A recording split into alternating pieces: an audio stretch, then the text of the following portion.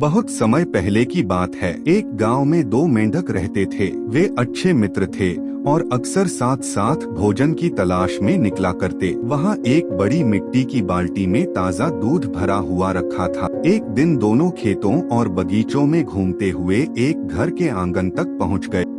जिज्ञासावश दोनों मेंढक पास आए और ऊपर से झांकने लगे। दूध देखकर उनके मन में उत्सुकता और लालच जागा। अचानक फिसलन के कारण दोनों दूध की बाल्टी में गिर पड़े। बाल्टी बहुत गहरी थी।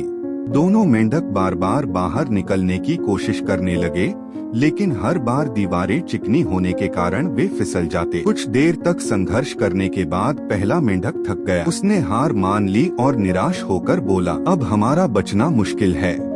इतनी कोशिशों के बाद भी जब हम निकल नहीं पा रहे तो शायद यही हमारी किस्मत है। मैं और नहीं कर सकता। यह कहकर वह धीरे धीरे हिलना डुलना बंद कर देता है और अंततः दूध में डूबकर मर जाता है। दूसरा मेंढक अपने दोस्त को मरते हुए देखकर दुखी तो हुआ, लेकिन उसने हार नहीं मानी। उसने सोचा, जब तक सांस है तब तक कोशिश करनी चाहिए, पता नहीं कब किस्मत पलट जाए। वह लगातार पैरों से दूध को मारता रहा, हर बार दीवारों की ओर छलांग लगाता, भले ही हर बार फिसलकर नीचे आ जाता। समय बीतता गया, उसकी ताकत भी कम होती जा रही थी, पर वह रुका नहीं। घंटों के संघर्ष के बाद एक चमत्कार हुआ। उसके पैरों की लगातार हरकत से दूध मथने जैसा हो गया और धीरे धीरे वह गाढ़ा होकर मक्खन में बदल गया। अब बाल्टी में मक्खन की परत जम चुकी थी। उस पर खड़े होकर मेंढक ने एक जोरदार छलांग लगाई और बाल्टी से बाहर निकल गया। वह सुरक्षित था। उसने राहत की सांस ली और सोचा, अगर मैंने हार मान ली होती तो आज मैं भी अपने दोस्त की तरह डूब गया होता, पर लगातार प्रयास ने मुझे बचा लिया।